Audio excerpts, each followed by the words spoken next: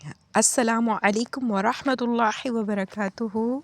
کیسے ہیں آپ سب؟ امید کرتی ہوں کہ صحت کی بہترین حالتوں میں ہوں گے انشاءاللہ۔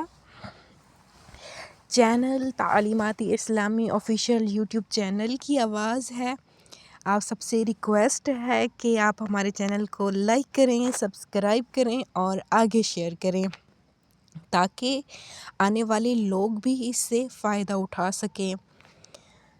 شروع کرتے ہیں توضیح المسائل کا لیسن نمبر 19 ہے۔ نحمده ونصلي على رسوله الكريم اما بعد فاعوذ باللہ من الشیطان الرجیم بسم اللہ الرحمن الرحیم۔ پاک چیز کس طرح نجس ہوتی ہے؟ اگر پاک چیز نجس چیز سے مل جائے اور دونوں یا ان میں سے ایک طرح تر ہو کر اس کی تری دوسری تک پہنچ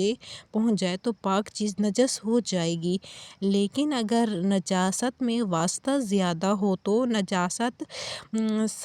سرایت نہیں کرے گی۔ مثلاً اگر دایاں ہاتھ پیشاب سے نجس ہو جائے پھر خشک ہونے کے بعد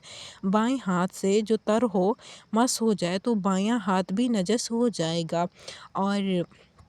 اگر بایاں ہاتھ خشک ہونے کے بعد دوسرے چیز سے مثلاً تر لباس سے مس ہو تو لباس بھی نجس ہو جائے گا، لیکن اگر وہ لباس کسی دوسرے چیز سے تری کے ساتھ ملاقات کرے تو وہ چیز نجس نہیں ہوگی۔ اس بنا پر واسطہ صوم نجس ہو جائے گا، لیکن واسطہ چہارم کو نجس نہیں کرے گا، اور اگر تری اتنی کم ہو کہ دوسری چیز تک نہ پہنچے تو پاک چیز نجس نہیں ہوگی، اگرچہ عین نجس سے ہی کیوں نہ مس ہو۔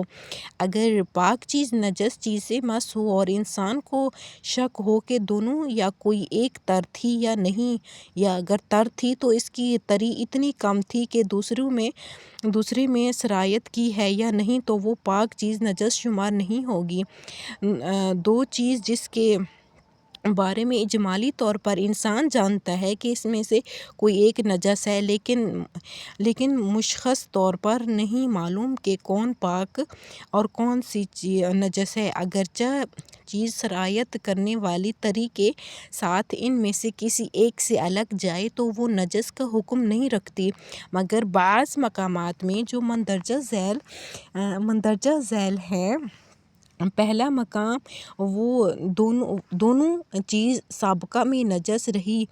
ہو اور ان میں سے ایک چیز کے بارے میں معلوم نہیں کہ کون سی ہے پاک ہو گئی ہے، اور اس کے بعد ایک پاک چیز جیسے انسان کا ہاتھ سرایت کرنے والی تری کے ساتھ ان میں سے کسی ایک سے چھو جائے تو اس صورت میں ہاتھ کے نجس ہونے کا حکم کیا جائے گا۔ دوسرا مقام پاک چیز جیسے دایاں ہاتھ ان میں سے کسی ایک طرف سے اور دوسری پاک چیز جیسے بایاں ہاتھ دوسری طرف سرایت کرنے والی تری کے ساتھ چھو جائے۔ یہ اس حالت میں ہوگا جب دونوں ہی چیزیں استعمال کی جا رہی ہوں، تو اس صورت میں دایاں اور بایاں ہاتھ بھی پہلی دو چیزوں کی حکم میں آئیں گے۔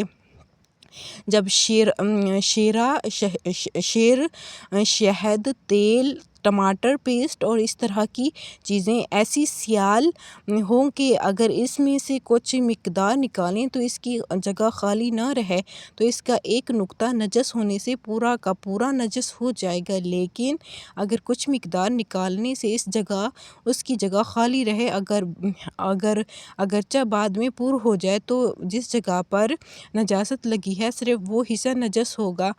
پس اگر مثلاً چوہے کی مینگی اس میں گر جائے تو جہاں پہ گری ہے وہ نجس اور بقیہ پاک ہے۔ زمین، کپڑا اور اس کے مانند چیزیں جس میں سرایت کرنے والی تری پائی جاتی ہو، ان کے جس حصے سے نجاست لگ جائے وہ نجس اور دوسری جگہ پاک ہے،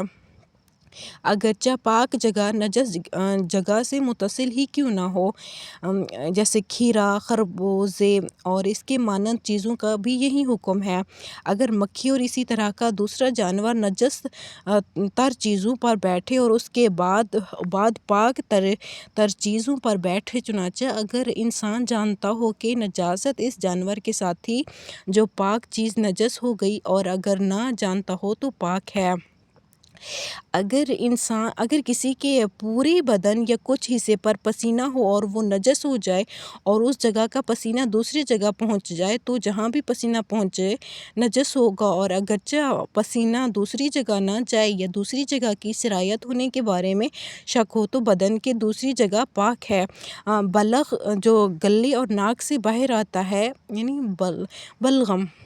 جو گلے اور ناک سے باہر آتا ہے، اگر اس میں خون ہو تو جہاں پر خون ہے وہ نجس اور بقیہ پاک ہے۔ بس اگر منہ اور ناک کے باہر لگ جائے جس جگہ پر انسان کو یقین اور اطمینان ہے کہ نجس بلغم وہاں سے لگا ہے تو وہ جگہ نجس، اور جس جگہ کے بارے میں شک ہے کہ نجاست وہاں تک پہنچی ہے یا نہیں تو وہ پاک ہے۔ اگر لوٹے کی مانند کسی برتن کو جس کے پیندے میں سوراخ ہے نجس زمین پر رکھیں، چنانچہ پانی بہنا بند ہو جائے اور اس کے نیچے پانی اس طرح جمع ہو کہ